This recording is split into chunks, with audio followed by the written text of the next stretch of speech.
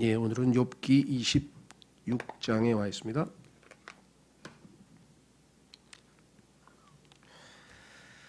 예, 욥기 26장으로 욥기의 또 다른 획을 긋게 되는데, 이것은 욥기의 소위 말하면 전체의 핵심 구조인 친구들의 욥에 대한 비판과 이에 대한 욥의 답변, 그렇죠? 욥의 처한 현실에 대해서 친구들이 생각하는 그 원인과 이유, 해결책 등등 나름대로 자신의 경험과 자신의 또 전통과 또 자신이 배워온 모든 것들을 총동원해서 욥을 설득해서 욥이 죄인임을 입증하고 어떻게든 회개시켜서 다시 회복될 수 있도록 하자는 그러한 논조로 세 친구가 번갈아 가면서 이야기를 했는데, 욥의 항변과 욥의 답변에 대해서 결국은 친구들이 더 이상 할 말이 없게 되었고, 결국은 이제 입을 다물게 되는데, 마지막 소위 말하면 빌닷이라고 하는 두 번째 친구가 세 번째 발언을 합니다. 두 번째 친구가 이제 세 번째 발언을 하게 되고, 그 발언에 대한 답변이 오늘 욥의 답변입니다. 그런데 아시다시피 이 빌닷이라고 하는 이 두 번째 친구가 답변을 한 다음에 욥이 26장에서 오늘 답변을 하면 1차적으로 기본 논쟁은 끝난 겁니다. 왜냐하면 세 번째 친구의 세 번째 답변, 세 번째 친구가 구조상으로 치면 세 번째 비판이죠. 발언을 하고 거기에 대해서 욥이 마지막 답변, 이렇게 해야 소위 말하면 1라운드, 2라운드, 3라운드가 끝날 텐데, 아마 이 빌닷도 상당히 더 이상 할 말이 없어서 그런지 짧게 6구절만 이야기를 했죠. 25장에서 6절만 이야기했는데, 평소시 얘기했던 죄인이 하나님께서 벌 주고 그 벌로 말미암아 고통을 당한다라고 하는 그러한 논리는 아무것도 없어지고, 하나님이 얼마나 엄청난 분이신가, 하나님의 아주 높고 높으신 두려우심에 대해서만 이야기하고, 그 다음에 인간은 하나님 앞에서 아무것도 아니다 라는 보편적인 이야기만 했어요. 그 말은 틀린 말은 아니죠. 하나님은 참으로 위대하시고 경이로우시고 두려우신 분이고 모든 것을 통치하시는 분이시고, 인간은 그 앞에서 의롭다함을 얻을 수 없다, 인간은 정말 보잘것없다, 그 말은 정확하게 들어맞는 말인데, 핵심은 어디에 있느냐, 왜 욥에게 그 얘기를 하느냐 이거죠. 지금 욥이 처해 있는 상황에서는 위로가 필요하고 격려가 필요하고, 그렇죠? 그런 상황인데 왜 갑자기 계속해서 비판 일변도로 가다가 말문이 막히니까 엉뚱한 속된 말로 연설을 한마디 쫙 하고 그냥 끝내느냐, 뭔가 이게 앞뒤가 안 맞는 이야기죠. 그렇죠? 자, 그래서 우리는 잠언 25장으로 가서 한 구절 다시 한번 보겠습니다. 몇 번 우리가 살펴봤지만 이 구절이 얼마나 귀중한 말씀인지 한번 생각을 해봐야 될 것 같아요.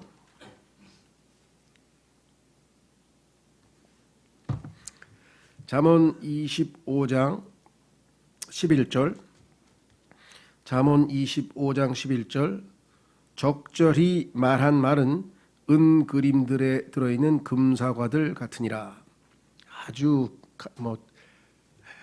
말 한마디로 천냥빛을 갚는다는 우리 속담처럼 정말 소중하다 이거죠. 근데 문제는 뭐냐면, 하나님의 말씀을 아무렇게나 쭉쭉쭉쭉 인용해가지고 창세기부터 쫙, 아니면 무슨 그 로마서의 길, 뭐 아니면 전도지에 나와 있는 무슨 내용을 쫙 연설하듯이, 아니면 무슨 학생 가르치듯이 쫙 가르친다고 해서 하나님의 말씀을 이야기해 줬다고 해서 그게 적절한 열매가 나오고 또 믿음이 회복이 되고 세워지느냐, 그건 아니라는 거죠. 여기 나와 있는 것처럼 적절히 말한 말이야. 적절히 말한 말. 그 사람에게 딱 맞는 말을 해야죠. 그렇죠? 의사가 아무리 훌륭한 의사라도 자기가 보는 그 환자에게 적합한 약을 줘야지, 약에 대해서 박식하다고 해서 아무 약이나 막 약을 고급 약을 준다고 해서 문제가 해결되는 건 아니죠. 그 사람의 증상에 맞는 것, 이게 쉽지가 않다는 거예요. 사역도 마찬가지입니다. 상담을 하러 갔는데 그 상담자가 그 사람의 정확한 문제를 잘 파악해서 거기에 적절한 하나님의 말씀을 줄 때 그것이 위로가 되고 치유가 되고 회복이 되는데, 그게 아니고 어떨 때는 상처가 더 날 수도 있죠. 왜? 그 사람은 지금 위로를 필요로 하는데 욥처럼 이렇게 친구들처럼 아주 날카로운 비판을 해서 상처를 내면은 역효과가 나는 것이겠잖아요. 그래서 하나님의 말씀도 양날선 검처럼 아주 날카롭기 때문에 함부로 잘못 사용하면은 이게 큰일 납니다. 좋은 칼은 요리할 때 아주 잘 해서 쓰면 좋은데 엉뚱한 데다가 잘못 휘둘러서는 아주 큰 일을 벌리기가 쉽죠. 이게 아주 쉽지 않은 일입니다. 그렇죠? 그래서 정말 예수님께서는 적절하게 니고데모에게는 도덕적으로 뛰어난 사람이지만 그러나 그러한 옛 생명이 아무리 뛰어나다고 해서 중요한 게 아니라 다시 태어나서 하나님으로부터 새 생명을 받지 않으면 아무것도 소용없다라고 해서 새 생명에 대한 얘기를 했는가 하면 그 우물가의 여인은 밤낮 물을 기르러 와서 목마른 사람이죠. 물 한 번 제대로 먹고 싶은데 사람들이 쳐다볼까 봐 함부로 우물가도 못 가는데 그 우물을 생명수 물을 갈급하고 있는 여인에게는 생명수이신 예수 그리스도를 소개해서 그 생명의 물로서 구원을 얻도록 하시는 거죠. 그 예수님은 적절한 말씀이야. 딱 그 사람에게 필요한 말씀으로 딱 그 말씀을 들으면 바로 문제가 해결이 되는데 그렇죠. 우리는 근데 못하잖아요. 그래서 전도서에 보면 우리한테는 뭐라 하냐면은 많이 뿌리라 그랬어요. 말씀을 많이 던지라고. 그러니까 우리는 저 사람이 필요가 뭔지 모르지만 많이 던지다 보면 그중에 속된 말로 한두 개 건진다 이거죠. 그런 이해가 아마 덜어 있을 거예요. 그렇죠. 우리는 상대방의 그 속마음을 깊이 있게 영적으로 통찰력이 있어서 내려다보는 건 못 되잖아요. 그래서 제가 아마 몇 번 예를 들었는데 아마 안 들어보신 분도 계실지 몰라서 다시 한번 말씀드리면 한 책 제목이 아마 번역이 됐는지 안 됐는지 모르겠어요. 한 의사의 고백인가? 뭐 하는 그런 내용이에요. 그러니까 의사가 자기가 예수 그리스도의 복음을 전하면서 얻은 경험을 간증으로 쓴 책이에요. 그 중에 한 대목에 그게 나와요. 그 중에 한 대목에. 그러니까 이 사람은 의사고 이 사람 하는 일은 뭐냐? 사람이 죽었다. 그러면 그 사람을 장의 차에 태우고 장례식장에 가서 무덤 있죠? 무덤에 가서 마지막 순간에 이제 무덤에 안치하면서 그 예배를 그죠? 장례 예배를 드리고 이제 오는 그 역할을 하는 거예요. 그럴 때 이 장례 차에 반드시 의사가 동행을 해줘야 돼요. 마지막 순간까지 확인해줘야 되니까 사망일을. 그래서 여러 번 아주 의사 생활을 오랫동안 하면서 여러 번 갔었죠. 그러니까 이 사람은 또 그리스도인인데 굉장히 복음을 열심히 전하는 사람이에요. 그래서 항상 복음을 전했는데 이제껏 많은 사람들이 구원을 받았어. 이 의사를 통해서. 그런데 오랜 기간 동안 뭐 십몇 년, 20년 가까이 오랫동안 복음을 전했는데 난공불락이 하나 있어. 난공불락. 도대체 예수님을 믿으려고 하질 않아. 그게 누구냐 그러니까 운전수야. 운전수. 그 옆에 탄 운전수가 의사를 모시고 이제 장례 차를 관을 싣고 갈 거 아니에요. 관을 싣고 이제 무덤까지 가는데 이 사람은 여러 차례 복음을 전했는데 아직도 예수님을 영접을 안 했어. 그래서 이분도 포기했어. 포기. 그래서 이제 하나님께 맡기고 기도만 하고 있었는데 어느 날은 그냥 무심코 가다가 운전하고 가면서 물렀겠죠. 이보게 존, 왜 그러세요, 선생님? 그러니까 내가 성경 읽다 보니까 말이야 예수님이 그 이런 말씀이 있어. 죽은 자들에게 죽은 자들을 맡기고 너는 나를 따르라. 혹시 그런 성경 구절 들어본 적이 있나? 그랬더니 갑자기 과민 반응을 보내는 거예요. 보통 때는 뭐 알았어요, 네 알았어요, 뭐 건성건성 뭐 네 믿어요, 내가 나 때가 되면 다 믿어요, 뭐 이러더니 갑자기 그날은 아유 무슨 말씀을 성경에 그런 게 어디 있어요? 이제 뭐 과격한 반응을 보이는 거예요. 그래서 무슨 소리야? 내가 누가복음 펴서 자 읽어줄게 하고 쫙 9장서부터 읽어줬어요. 갑자기 얼굴이 그냥 새하얘지더니 혹시 그러면 그 앞에 죽은 사람이 전가요? 그러니까 지금 죽은 사람이 죽은 사람 갖다가 버리러 가는데 그 죽은 사람이 자기라는 것을 성령님께서 적절한 말이죠. 요거는 적절한 말이라 그래요. 적절한 말이 다 꽂혔어. 그러니까 거기가 심장이 벌벌 떨리면서 이게 난가 보다 이렇게 생각한 거예요. 그래서 돌아오면서 이제 물어보는 거예요. 이게 저 같은데 어떻게 알았어? 그러니까 글쎄 갑자기 그런 생각이 들어요. 맞아. 자네가 오늘 한 일이 죽은 자가 죽은 자 묻고 온 거야. 그 얘기를 듣고 그럼 제가 영적으로 살아나려면 어떻게 됩니까? 그래서 예수님을 영접하고 구원을 받았다는 거예요. 그러니까 20년 만에 적절한 말이 이 사람에게는 하나도 맞는 게 아니야. 다른 사람 얘기는 그냥 뭐 이야기처럼 들려, 스토리처럼 들려, 옛날 얘기처럼. 근데 그날은 그 말이 자기에게 확 꽂힌 거죠. 근데 내가 어떤 사람에게 복음을 전하는데 이 사람에게 이게 필요한지 저기 내가 어떻게 알아? 우리는 모르잖아요. 그렇죠? 예수님은 그냥 니고데모에게는 거듭남, 그 수가성 여인에게는 생명수, 그렇죠? 딱 찍어서 빨리 딱 하는데 안 되잖아요. 네. 그래서 적절한 말 해야 돼. 이 친구들도 무지하게 멋진 말을 다 했어요. 정말 공부도 많이 한 분들이에요, 이분들이. 그런데 요백에는 딱 들어맞는 말이 한마디도 없는 거야. 한마디도 없어. 그래가지고 그냥 엘리오가 화가 나서, 젊은 친구가 화가 나서 이제 32장에 가면은 아이, 노인분들 말씀은 많이 하셨는데 다 쓸데없는 말씀만 하셨네. 제가 좀 나서도 되겠습니까? 하면서 나서는 장면이 나오는데요. 자, 욥기 26장으로 갑니다. 오늘 욥이 이제 여기에 마지막으로 답변해요. 그럼 이제 세 번째 사람은 등장도 안 해, 아예. 그래서 욥이 가만히 보니까 세 번째 친구는 말을 할 기미가 안 보여. 그래서 27장서부터 31장에 걸쳐서 5장에 걸쳐서 마지막 고백을, 독백이지, 독백. 연극에서 마지막에 그 자기에 대해서 독백하는 마지막 독백을 쫙 하는데 여기에 또 엄청난 내용이 들어있어요. 26장서 31장까지는 이제 우리가 이제 27장서부터 다음 주에 차근차근 배우기로 하고, 오늘은 이제 마지막 발언인데 마지막 발언도 아주 멋진 발언했네요. 자, 네가 지금 하나님의 위대하심에 대해서 얘기했는데 내가 그걸 모를 것 같으냐? 나도 다 안다. 나도 이렇게 위대하신 하나님을 알아 하면서 답변을 하고요. 그러나 그 답변하기 전에 네 가지에 대한 이야기를 하네. 그 무슨 4절까지는 무슨 소리냐면 네가 나에게 전혀 도움이 안 됐어. 결론은 자 보세요. 그러나 욥이 응답하이로되 2절 권세 없는 자를 내가 어떻게 도왔느냐. 지금 욥은 모든 걸 다 잃었어요. 권세가 없어요. 아무것도 없어요. 근데 어떻게 도왔냐 이게 네가. 돕기는커녕 그냥 물어보니까 어떻게 도왔냐. 두 번째 기력 없는 팔을 내가 어떻게 구원하느냐. 내가 지금 완전히 다 죽을 지경이어서 기력도 없는데 네가 나를 어떻게 구원했느냐. 세 번째 지혜 없는 자에게 내가 어떻게 조언하였느냐. 너희들이 나보고 지혜도 없고 어리석다고 그렇게 여러 번 얘기를 했는데 그러면 어떻게 도와줬는데. 또 어떻게 사실을 있는 그대로 많이 전하였느냐. 너희들이 한 말이 있는 그대로 팩트야? 페이크 뉴스 아니야? 거짓 뉴스만 잔뜩 얘기해서 너희 지금 팩트는 하나도 얘기 안 했어 하면서 지금 반박했어요. 내가 누구에게 말을 하였느냐. 다 죽어가는 친구를 그냥 막 바늘 쑤시듯이 그렇게 막 속된 말로 짓이겨 놨는데 누구에게. 그 다음에 누구의 영이 내게서 나왔느냐.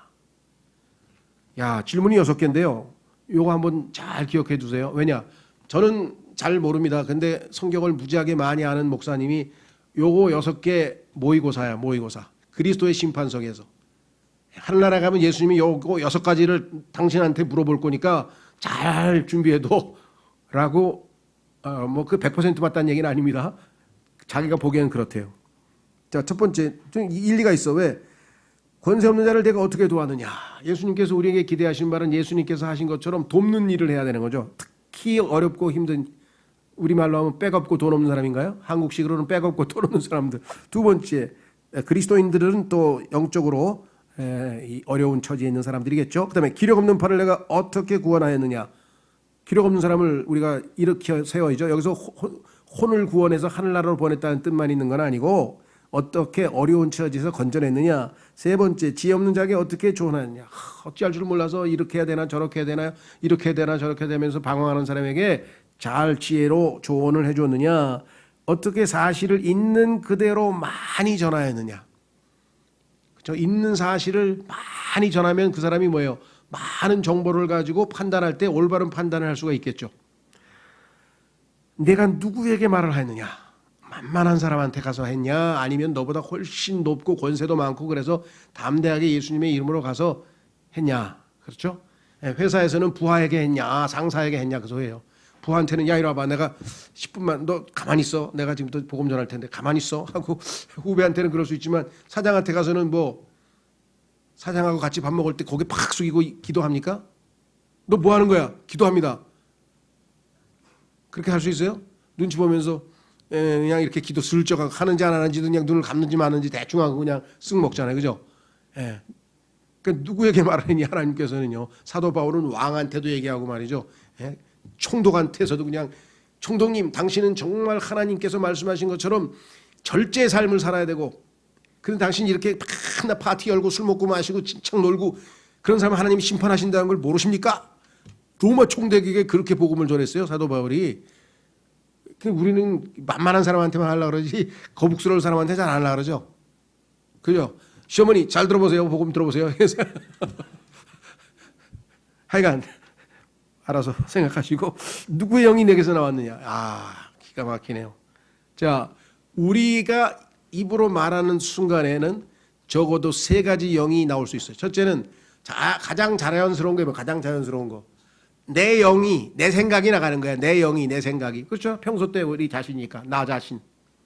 그건 아무짝에 소용없어요. 근데 두 번째 성령으로 충만해서 성령께서 내 혀를 사용해서 하나님의 말씀과 위로의 말씀과 해서 성령께서 역사하시면 사람이 믿음이 생기고 힘들었던 사람이 회복이 되고 막 역사가 일어나는 거죠. 그렇죠?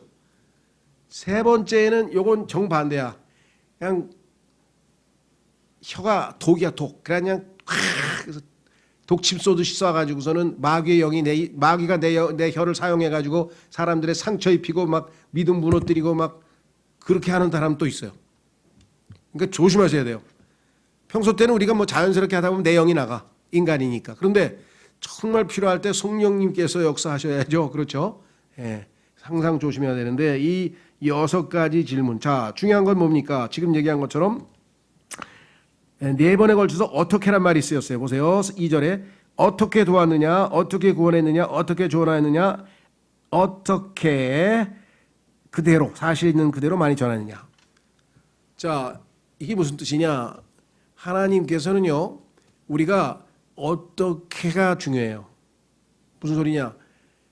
진리를 말했다. 잘했어요. 그런데 뭐예요? 사랑으로 말해야 돼. 사랑으로 진리를 말하지 않으면 역사하지가 않아. 그렇기 때문에 항상 우리가 뭔가를 할 때에는 그 내적인 동기가 중요한 거예요. 내가 왜 이거를 하려고 그러지? 내가 왜 봉사를 하려고 그러지? 내가 왜 전도를 하지? 그 왜 하는지를 한번 스스로를 살펴봐야 돼요. 하나님 보시기에 어떤 마음 자세로 했냐 이거죠. 하나님을 사랑하고 이웃을 사랑하기 때문에 그거 올바른 거예요. 모든 일을 사랑으로 하라. 그거는 제대로 한 거예요. 그런데 그게 아니고 뭔가 내가 내세우고 싶어서 아니면 그죠? 자기가 뭐 교회에서 칭찬받고 싶어서 아니면 무슨 다른 동기가 그 동기를 잘 보라는 거예요. 자, 확인해 보겠습니다. 고린도전서 3장으로 가보시면 어떻게란 말이 또 신약에서도 나와요. 신약에서도. 여기서 많은 사람이 실패하는 거예요. 하나님은 양을 중요시 여기는 게 아니라 질을 중요시 여긴다. 질. 양도 중요하죠. 물론 중요하지 않다는 얘기는 아니고 그러나 질이 더 중요하다. 고린도전서 3장.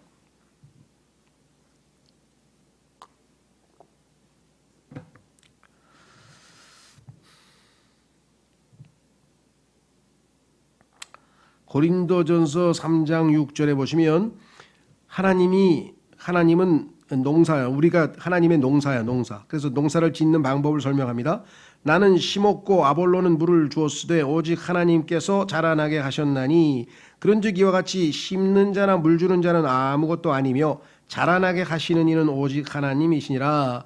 이제 심는 자와 물 주는 자는 하나이며 저마다 자기의 수고에 따라 자기의 보상을 받으리라. 각자 하나님께서 자기에게 맡기신 일을 하면 돼요.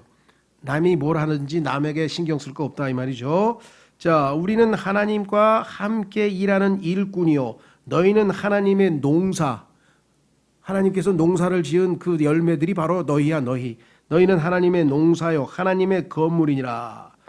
내게 주어진 하나님의 은혜에 따라 내가 지혜로운 주 건축자로서 기초를 놓았고. 자, 하나님의 건물, 하나님의 God's building, 하나님의 건물을 내가 이제 짓는데 일을 하는데 어떻게 짓느냐? 하나님께서 여기 나오죠. 내가 지혜로운 주 건축자로서 기초를 놓았고 바울이 기초를 놓았어요. 다른 사람이 그 위에 세우되 기초를 세우면 그 위에 이제 건축을 하겠죠.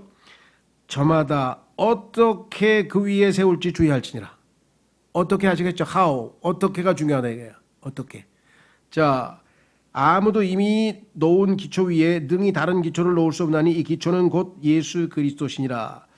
그런데 만일 어떤 사람이 이 기초 위에 금이나 은이나 보석이나 나무나 건초나 짚을 세우면 각 사람의 일이 드러나리라. 6가지 종류를 얘기했는데 그날이 그것을 밝히 드러내니 주님이 우리를 이제 그리스도의 심판석에서 그것이 무슨 종류의 일인지 다 밝히 드러내리니 이는 그것이 불에 의해 드러나고 그 불이 각 사람의 일이 자 보세요. 어떤 종류인지 그것을 시험할 것이기 때문이라. 하나님은 그 일이 하나님께서 받으실 만한 종류의 것인지 아니면 아닌지를 판별해서 그것이 억셉트 될 때, 받아들여질 때만 평가해 주시지 양만 잔뜩 들고 왔다 그래가지고 그걸 다 받아주시느냐, 그건 아니라는 거죠. 그래서 어떻게가 중요하다 그랬죠. 아까 욥도 그 얘기했죠. 욥기에서 욥이 어떻게 도왔느냐.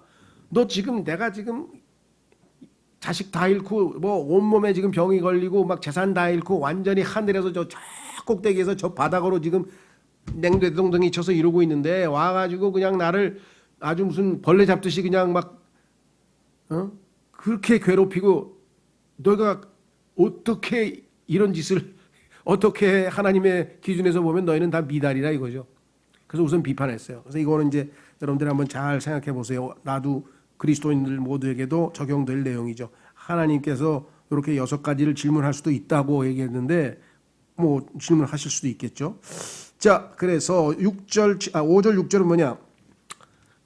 지하 세계에 대한 얘기입니다. 죽은 것들은 물들 밑에서부터 형성되었으며 거기에 거주하는 자들도 그러하도다. 지옥이 그분 앞에서 벌거벗은 채 드러나고 멸망이 가려지지 못하는도다. 하나님께서는 인간이 모르는 그 누구도 모르는 저 깊은 지하 세계의 일도 다 파악하고 계셔.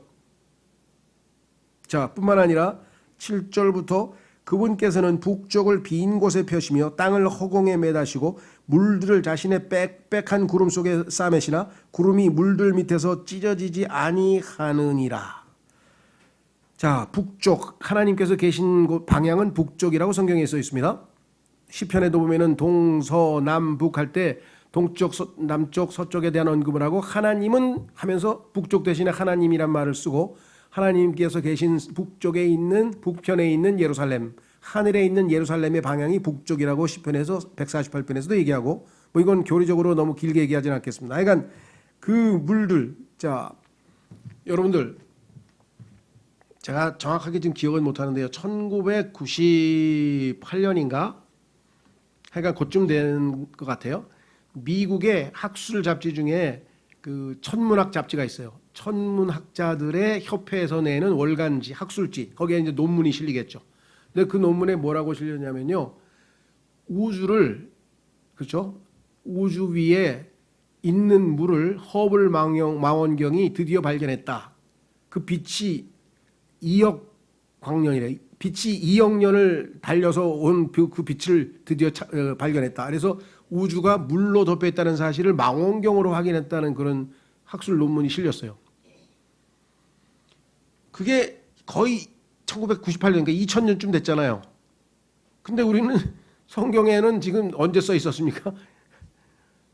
창세기에 하나님께서 물들을, 그렇죠, 온 우주를 덮고 있는 물들을 위아래로 나눠가지고 아래는 다 모아서 바다로 만들고 위는 하나님께서 이 물은 위쪽으로 올라가 있죠. 그래서 그 물이 표면이 성경에 보니까 얼어 있다고, 그러니까 못 내려오는 거죠. 얼어 있다고 했고 그 물들 위에가 성경에 보면 유리바다라고 계시록에 돼 있어서 하나님께서 계신 셋째 하늘이에요. 그러니까 셋째 하늘과 둘째 하늘, 우리가 둘째 하늘은 스페이스, 우주라고 하는데 우주 공간이라고 그러죠. 우주 공간과 셋째 하늘에 하나님이 계신 사이에는 어마어마한 물이 있다. 근데 그 물이 실제로 발견됐을 뿐만 아니라 누가 계산했는지 모르겠는데 지구상에 있는 바닷물 전체의 30억 배의 물이 거기 들어있다는 거예요. 그 물이 있다는 건 명백한 사실인 것 같아요. 자, 그래서 여기 보시면 물들을 자신의 빽빽한 구름 속에 싸매시나니 구름이 물들 밑에서 찢어지지 아니하고 그대로 있죠.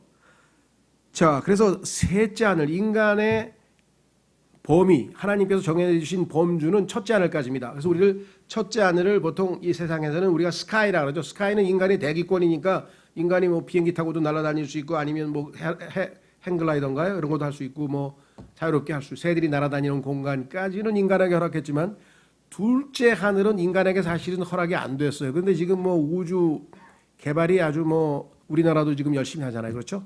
우리나라도 열심히 하고 막 곳곳에서 지금 우주 개발을 하는데 안타깝게도 우주는 하나님께서 인간에게 허락지 않았어요. 거기는 에베소서 6장에 보면은 악한 영적인 존재들이 거기에 있습니다. 그래서 실제적으로 성경에 보면 우주선, 즉 하나님께서 금지한 우주. 그런데 우주는 어떻게 되어 있습니까? 물 밑에 있죠. 물 밑에. 물이 그 위에 있다 그랬잖아요. 그래서 우주에서 사용되는 모든 용어는 해양 용어예요. 우주선이라 그랬죠. 우주선. 스페이스, 그다음에 승무원이라 그러죠. 그렇죠? 우주 개발에 관해서 사용하는 용어가 다 배에서 사용하는, 바다에서 사용하는 용어를 쓰고 있어요. 실제적으로. 예수님께서는 아주 재미있는 얘기를 하셨죠. 예. 우리가 예수 그리스도를 믿음으로 어떤 사람을 복음을 전해서 뭐 표현이 그렇습니다. 그러니까 예수님께서 우리를 사람을 낚는 어부로 삼는다 그랬으니까 낚았다. 하나 딱 낚아 올리면 어떻게 됩니까? 예. 저 셋째 하늘에서 뭐예요? 낚시하고 있는 거지. 하나님께서 이렇게 해서 딱 낚으면은 셋째 왜 거기에 올라가서 앉아 셋째 하늘에 올라가서 앉아 있다고 에베소서 2장 6절에 써 있잖아요. 우리가 주님과 함께 앉아 있다고 성경에 써 있잖아요. 예수님께서 그냥 쉽게 얘기한 게 아니에요. 이게 지금 낚시하는 거예요. 사람 낚는 거를 하는 거예요, 지금. 예? 물이죠. 자, 그래서 이 우리가 홍해를 건너간 것은 우리가 나중에 휴거될 때 이 물을 통과하잖아요. 이스라엘 백성이 물을 통과해서 이 홍해를 건너서 세상을 탈출했듯이, 그래서 이 지구, 이 세상을 탈출할 때는 우리가 물을 통과해서 올라가야 돼요. 예.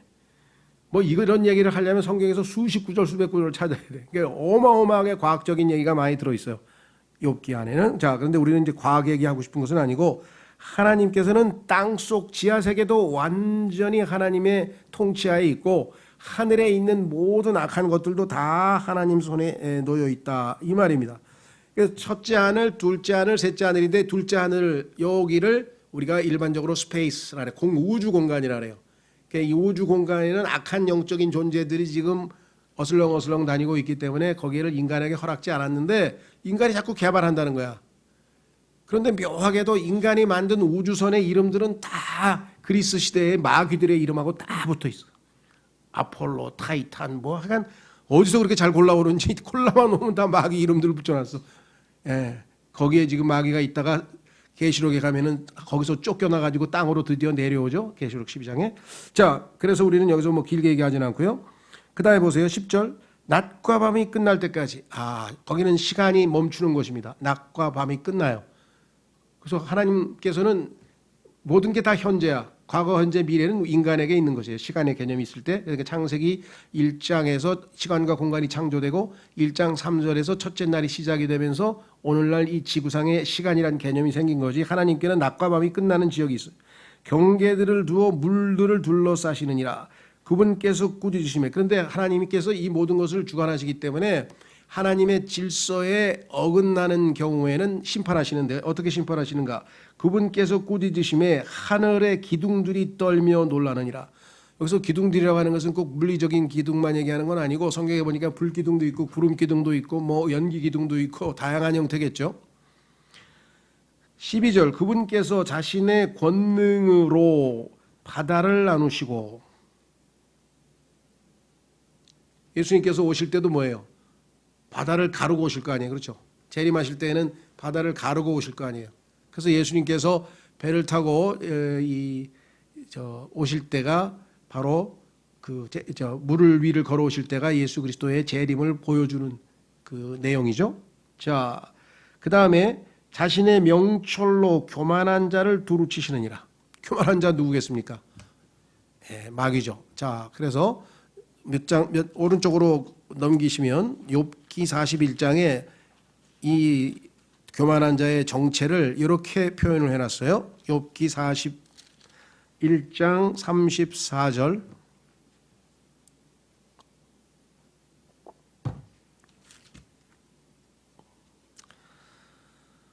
여기 뭐 과학적인 얘기 엄청 많이 나오는데 그냥 몇 가지 눈에 띄는 대로 한 개 보면은 거기 그 31절에 보시면요. 그 둘째 하늘에서 일어나는 일들이죠. 기품을 솥이 끓는 것 같이 끓게 하며 바다를 향유단지 같이 만드는도다. 그게 뭐예요? 32절. 그가 자기 뒤에 길을 만들어 빛나게 함으로 밀키웨이라 그러죠. 은하수를 밀키웨이 길을 만들어 사람이 기품을 백발 같다고 생각하리라. 우주 공간에서 일어나는 모든 것에 대해서 하나님께서는 이렇게 비유적으로 설명을 하셨고요. 땅 위에는 그처럼 생긴 것이 없나니 마귀처럼 교만한 자처럼 그는 두려움 없는 존재로 만들어졌느니라. 하나님도 두려워하지 아니하고 하나님께 무모하게 도전했던 이사야서 14장의 마귀의 모습. 높이 올라가서 하늘에 있는 하나님과 대적하겠다고, 하나님과 비교보겠다고, 하나님께서는 나와 같은 존재가 없다고, 나하고는 아무도 나하고 비길 존재가 없다고 그렇게 반복해서 얘기했는데 하나님과 비교보겠다고, 비교해보겠다고 덤벼든 자가 바로 이 무모한 자예요. 그래서 두려움 없이 존재해요. 무모한 자죠. 34절 그는 모든 높은 것을 바라보는 자요 모든 교만한 자녀들을 다스리는 왕이니라. 예수님 말씀하셨잖아요. 무릇 높아지려고 하는 자는 누구예요? 마귀하고 같은 편을 먹은 거야.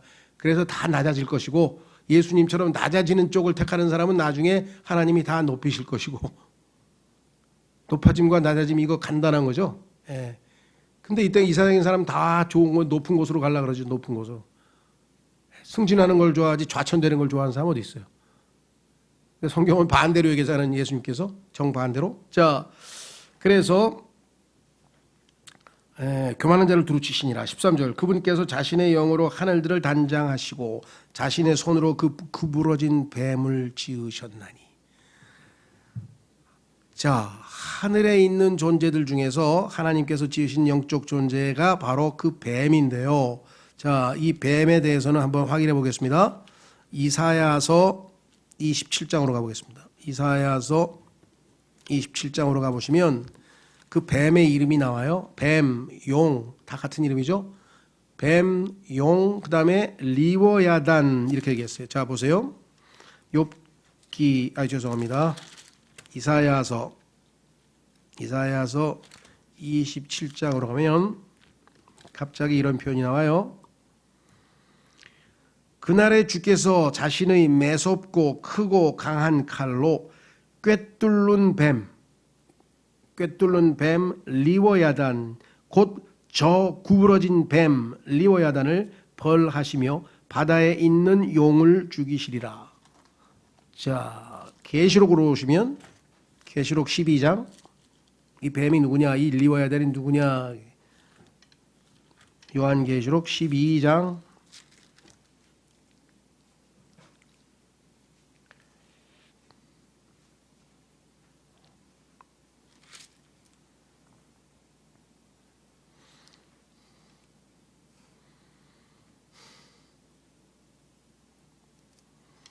7절 요한계시록 12장 7절 하늘에 전쟁이 있더라. 이제 그 영적인 전쟁이 드디어 둘째 하늘에서 벌어지는데요. 미가엘과 그의 천사들이 용과 싸움에 용과 그의 천사들도 싸우나 용에게도 천사가 있어요. 자, 이기지 못하고 또 하늘에서 자기들의 처소를 더 이상 찾지 못하더라. 그 큰 용, 즉 저 옛뱀, 창세기 3장에 나왔던 그 옛뱀이 그 큰 용이고요. 마귀라고도 하고 사탄이라고도 하며 온 세상을 속이는 자가 내쫓기더라. 그가 땅으로 내쫓기니 그의 천사들도 그와 함께 내쫓기니라. 그래서 결국은 심판이 임한 것이죠. 자, 그런데 이 존재의 이름 중에 하나가 리워야단이에요. 리워야단. 그래서 욥기 41장으로 가보세요. 욥기 41장. 우선 욥기 38장부터 보세요. 38장. 하나님께서 드디어 이제 욥하고 1대1 대면을 하실 때 하나님의 질문을 보시면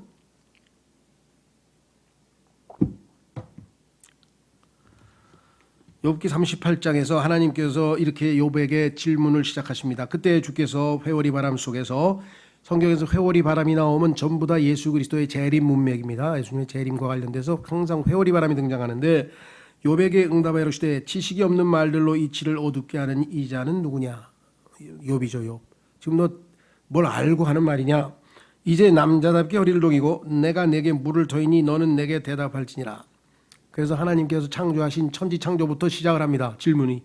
4절 내가 땅에 기초들을 놓을 때 내가 어디 있었느냐. 창세기 1장에서 하나님께서 땅을 창조하실 때 너 어디 있었냐서부터 시작해서 쫙 위서부터 내려오면서 모든 질문들을 우주에서 하나님이 창조하신 모든 자연 세계에 대해서 질문을 쫙 합니다. 그러다 갑자기 이제 어디로 내려오냐?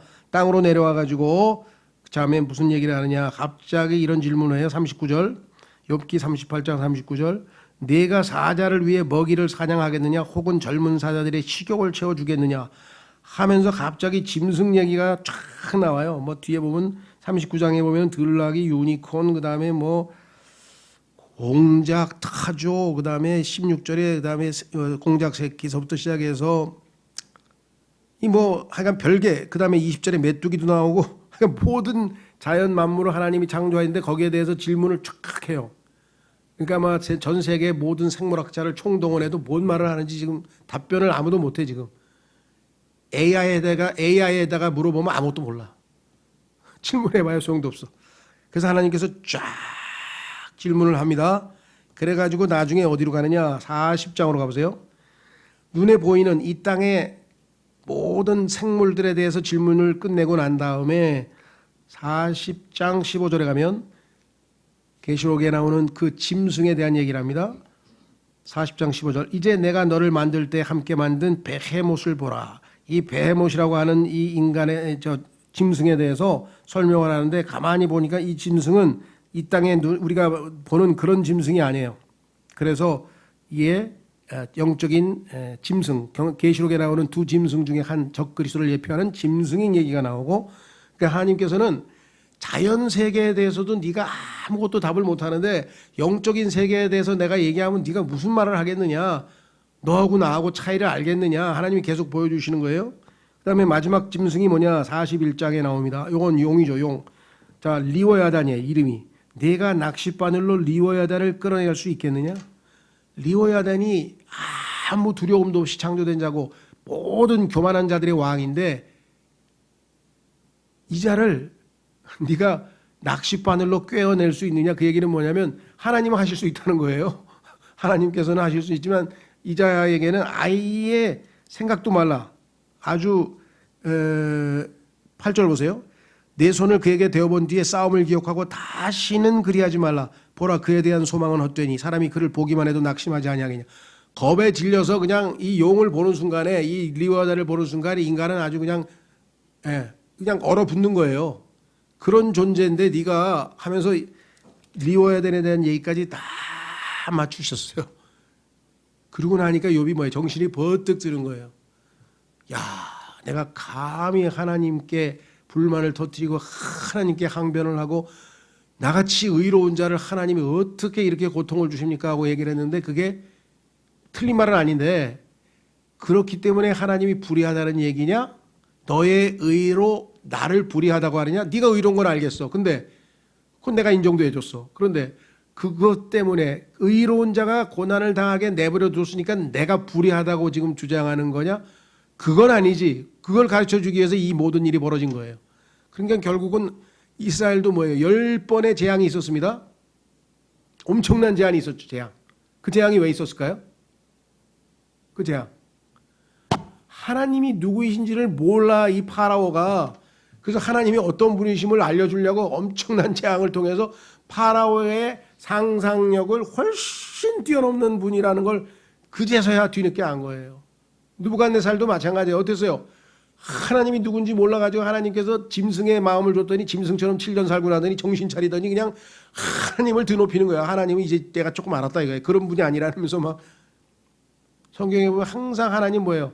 하나님에 대해서 제대로 알면 우리와 하나님과의 관계가 바로 잡히는 거예요. 자, 다시 돌아와서 마무리 짓겠습니다. 그래서 이제 하나님께서는 점점 욥이 하나님을 제대로 알 수 있는 기회를 제공해 주시는데 아직은 욥이 지금 자신만만한 거예요. 내가 하나님 앞에 가서 내 마음을 다 털어놓으면 하나님께서도 그래 네가 올바른 사람 맞아 하고 막 칭찬도 해주시고 그럴 것 같아요 지금.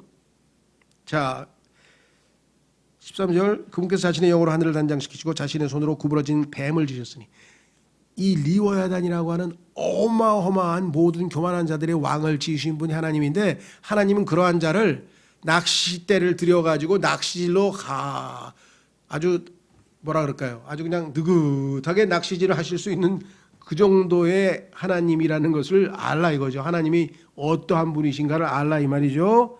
14절 보라 이런 것들은 그분의 길들의 일부에 지나지 아니하거니와 그분에 관하여 들은 바가 얼마나 적으냐 그러할진대 그분의 권능의 천둥 소리를 누가 능히 깨달으랴 하니라. 이게 무슨 소리예요 갑자기. 자 가만히 보니까 욥의 친구들은 하나님에 대해서 자기들이 뭐 다 아는 것처럼 얘기했어. 하나님은 의로우신 분이고 죄 없는 사람은 벌 주시는 분이 아니야. 그러니까 너희가 이렇게 고통당하는 건 네가 얼마나 하나님 앞에 잘못됐는지 알고 회개하고 돌아가면 하나님은 다 용서해 주시는 분이야. 이게 다 팩트가 아니고 가짜 뉴스였어요. 하나님은 이 땅에서 뭐예요? 악인이 잘 되고 의인이 고난을 당하는 것에 대해서 침묵을 하고 계셔. 그래서 아무도 여기에 대해서 답을 할 수가 없어. 그런데 이 친구들은 하나님에 대해서 못 좀 안다고. 하나님은 의로우신 분이야. 하나님은 이 악인을 벌하시지 의인을 벌하시는 법이 없어. 그러기 때문에 그러면 이제 하나님이 왜 예수님을 벌하셨을까? 예수님께 십자가의 고난을 허락하셨을까요? 그럼 뭐 이상한 하나님이네. 그렇죠. 그러니까 하나님에 대해서 너무나 사람들이 몰라.